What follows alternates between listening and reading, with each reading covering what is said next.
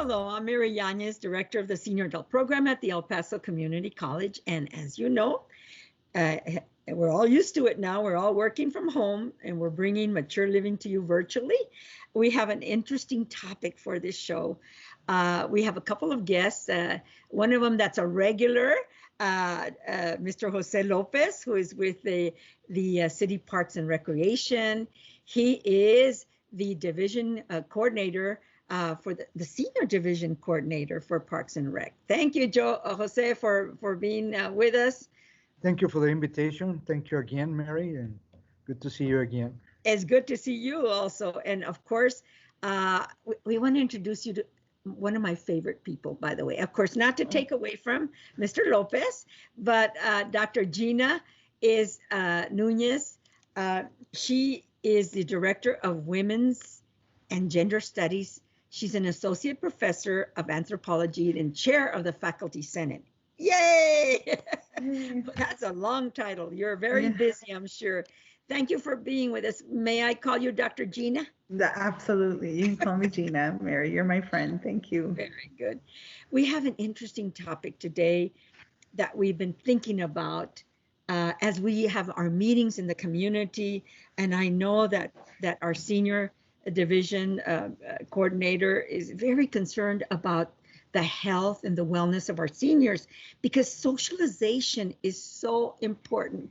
And I'm going to go ahead and start with Gina and have you explain what's happening out there. And then I want to go back to David and find out how the city is helping our seniors in these difficult times, very difficult days.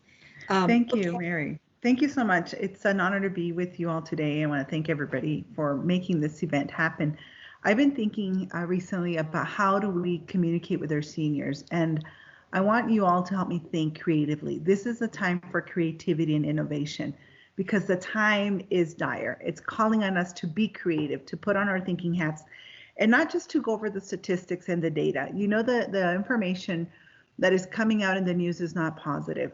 Today on Good Morning America, we were on the national news, and Mary reminded me, because I open up my computer and start working. Sometimes I don't always check in what's happening in the world, but our percentage of infection rates with COVID-19 in El Paso has gone up 500% in the last 2 weeks. 500%. That means we're off the charts. So much so that we're now part of the national dialogue. And so it's important to say, what do these numbers mean, right? I want to begin by saying, you know, humans are social creatures. And my son will laugh. He's like, there she goes talking again about our sociability. We did not come to this world alone. We're part of these social units, these family units, and we care for each other. But what happens right now with COVID-19 is that we're being asked to socially distance, right? People are staying by themselves. And you know, my mom is 77 and has her vision has been impaired, so she lives with my sister. So I know that in our families, many of us who can will take care of our elders, right? We'll take care of each other. That in many of our families, we have multiple generation households. So what does that mean? That we live in close, dense communities and neighborhoods and households, and socially distancing is not always an option, especially in low-income communities. We live together. It's a way that we care for each other and also save up on rent or mortgage payments. But we also love having abuelita in the house. We love having our children or grandchildren. But this is a time for us to reconsider our traditional ways of engaging, right? This is not the time for big pachangas, for big parties, for coming together and having carne asadas and letting our guards down. I think it's important for us to reconsider what is important and how individual actions have repercussions. And I want us to think about, what does wearing a mask mean during this time? It doesn't mean you are weak. It doesn't mean that, you know, that you're not tough. The mask today, Mary, is the cape of our superheroes. If you wear a mask, you are being a superhero. And I say this because instead of stigmatizing people wearing a mask, I want you to say, you wear a mask, I wear a mask because I care for you. If I didn't care for you, I wouldn't wear a mask. And so this is a time for us to have this conversation. It's a long overdue conversation because people are dying. It's not enough to look at statistics. It's time for us to stop, reflect, and take action and be You know, proactive and do not let our guards down. this was a very good introduction in caring, and and you have that in your heart. I think we all have that in our heart, and I think that all of the employees for the city, senior centers, parks and rec, the recreation centers, they have that in their heart. They're also concerned, and so I wanted to ask David, about the update in senior programming. How are you managing? I know Tuesday's a very important day for you all. You all are working from the office, probably from home, and working harder than we've ever worked before, right, David? Yes, Mary, and thank you for this opportunity. Also, as Gina mentioned it, on the importance of socialization, our centers, uh, the main purpose is that socialize. Yes. So our centers are points of socialize for all the seniors, even including all other generations, because in our centers also we provide um, special events or other events that they can gather the family, bring the grandson, bring others. So we're trying to do this multi-generational programming. So based on that, now that our centers are closed and our programming is shut down, we trying to follow the best way to innovate. How do we gonna innovate under these conditions to come up with that part, the missing part, the socialization? How to overcome that depression on the participant because isolation and physical activity is another component that is very important because the seniors they gather at our centers to do some physical activities, including your programming, Mary, that contributed to this important part, wellness and nutrition and all that. So now under these conditions, we find out how important is the senior centers for this community because we've seen that now that it's very important. We've been seeing our seniors that have been losing that part, that component, Yes. and because of that, we've been missing already a lot of the seniors. They've been uh, passed away because of certain conditions that they had it before, but they were able to control it, or they be able to go over all those things and share it at the center. So, and we've been seeing, we've been missing a lot of those participants, and it's how we starting concerned about the wellness and the health of participants. So we've been coming out with some different programmings, especially the virtual, because this is the way that right now that everybody's communicated, and we got virtual programming in some of the centers that we've started already. We're doing outdoor activities since Mm. we're trying to get away from all the indoor. So we are already experienced the leisure classes at certain centers, and we do the outdoor. So we have yoga, Zumba, and Tai Chi. So we got it on the east side at Gary del Palacio, Auburn Park, Mary Robbins, Don Haskins, and Galatzan. That participants that can still register for those classes, outdoor classes, and they can do a little bit of physical activity. Also, the city of El Paso come out with a virtual platform. We call it Live Active El Paso, Oh, and this is a platform for the whole community. All the community can participate on this virtually. If you have a topic like your program, Mary Janice, you can come and I oh, streaming that. I streaming into this programming, Gina, also with topics like doing right now, and we provide for the whole community. Now, wonderful. Live Back to El Paso is to promote better health and wellness and encourage physical activity. We trying to improve the nutrition and put a little bit of strong mental health through by informing the community. So this platform is not limited for seniors, is for everybody. Yes, And we've been using this platform also to target the seniors. And very this is open for all the organizations because this is for the community. It's just to register with us and saying, I want to be on Mondays or on Wednesdays or want to participate on Saturday for presenting one of your classes, Mary, or whatever. So Yes, thank you. they can do it virtually. So people can log into that. Uh, you can Okay. check out right now. There's a schedule, and they also providing physical active classes on Saturdays. Okay. So they can check some of the parks that we offer those activities, outdoor activities. So Very good. And I'm glad you mentioned classes because we are also going virtual. We have online classes. We have about 10 going on right now. Zumba. We have exercise to music virtually. We have yoga. We have Tai Chi. Some because I know the wellness is very important to you, David. Our wellness and maintaining our community active and walking and and just that's the way we're going to live in our older years, active and vibrant and staying healthy. And Gina, you are concerned with isolation. You're worried about our seniors. They're getting ill. They're getting tired of being locked up. And so the behavioral, the socialization, how's that impacting our seniors? How do you see it? So, Mary, this is a big concern for me. I think about, I'm a professor, I'm a scholar. We get a lot of data updates, lots of data. And my biggest frustration is we have all these numbers, but what do we do? How do we get this information out to people? And it's not enough to share bad data with people. And after a while, people, don't want to hear it anymore. I want us to look around and say, who are my neighbors? Who are my friends? Who is living by themselves, and how do we keep them in mind every single day, right? We've heard of people in living homes, the hospice homes, who don't always get people to visit them. But I would think that today a lot of people are living in hospice homes at home because they're alone, they're not being cared for.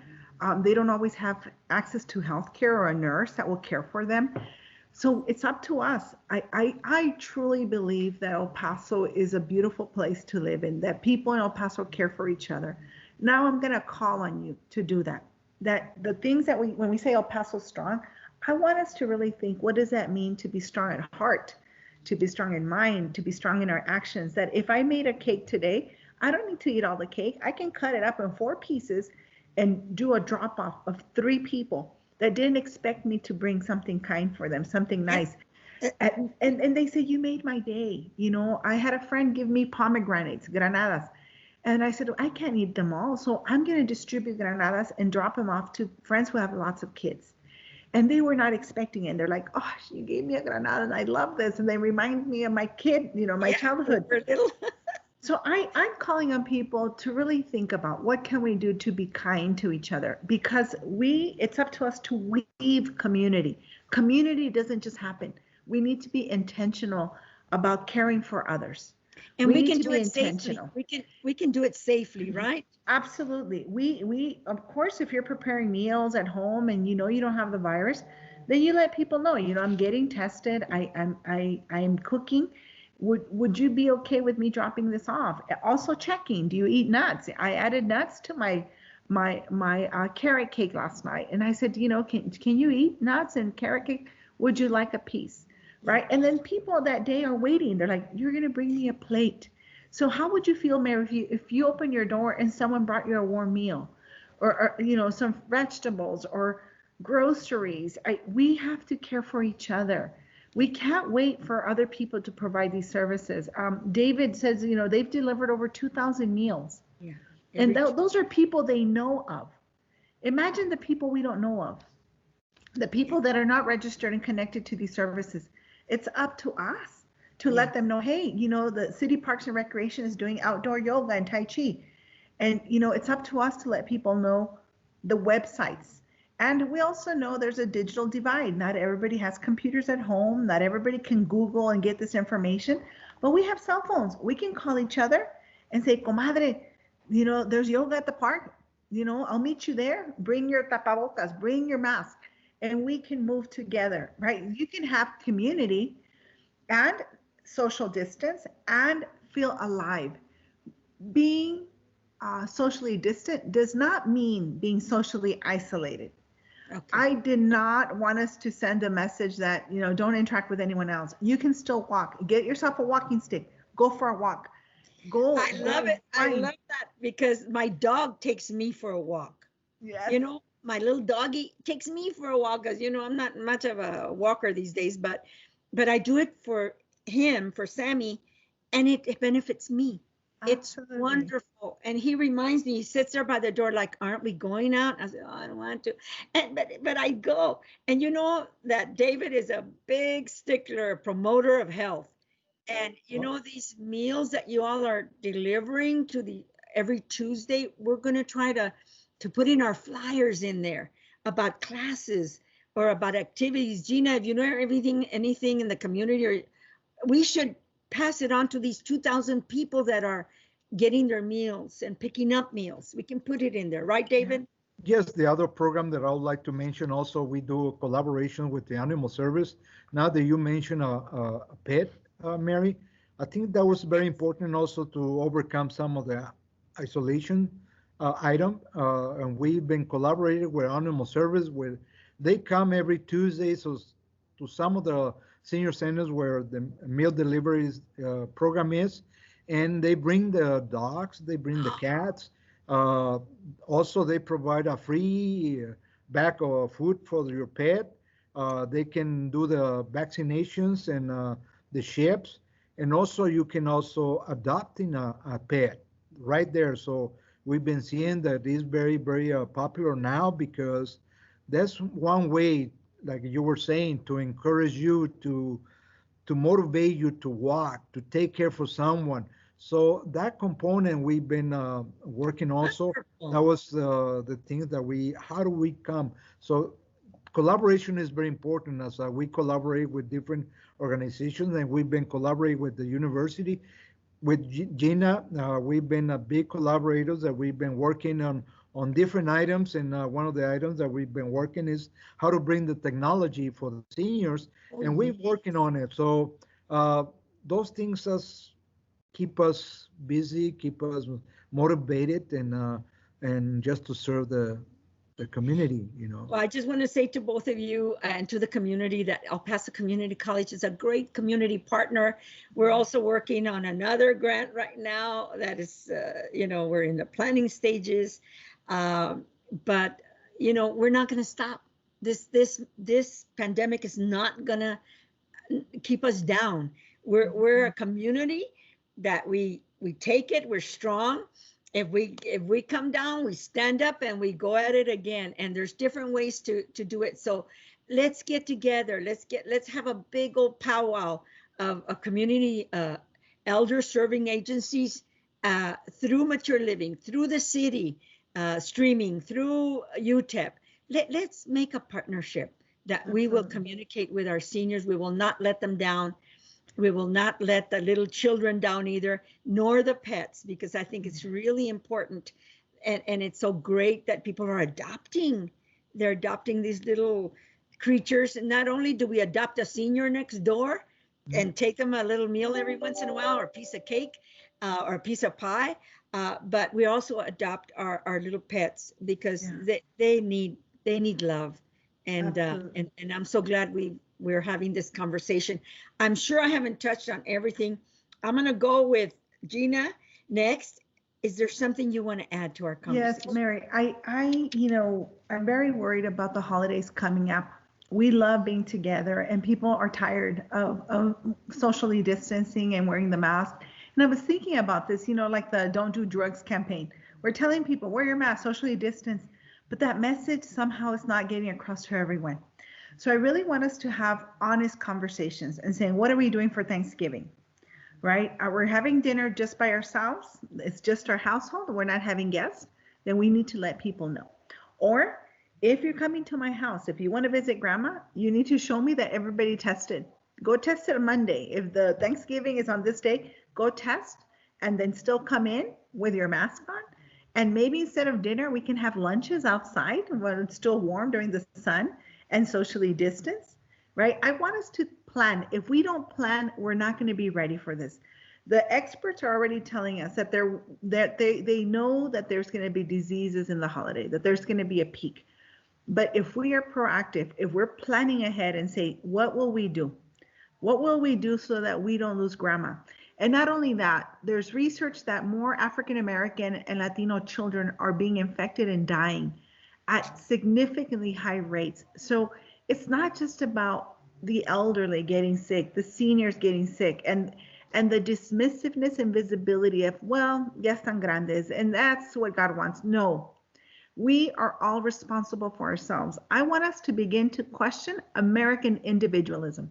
It is not about you. It is not about all your freedoms. It's also about caring for others, caring for your family. This is a time for us to not think just about self. It's important to think about others and each other. Our community is dying. Our members are not doing well. It is not enough to show the statistics. It is time for us to be proactive and plan ahead. And if you say, I can't possibly go through another Thanksgiving or another day without seeing my kids and grandkids, okay, if we're going to see each other, we're going to have a plan. Everybody's going to get tested. Everybody, if you're coughing or have a fever, you're not coming near grandma and near our kids. And that's self-love, right? That's where the love and self-care. I think it's time to be kind to ourselves and kind to each other. The random acts of kindness, you don't need holidays. You don't need it to be Thanksgiving to drop off a piece of pie. Call ahead, send a text, do what you can, start living. This show is called Mature Living. It is time for us to be mature and start living.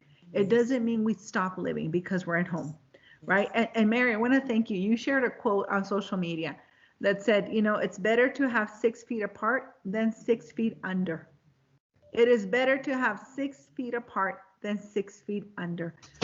We want to get through this pandemic. We want to see each other and hug each other again, right? Yes. We even have rituals. Now we do this thing, right? We hug each other virtually because we miss the human touch. And I just thought about something.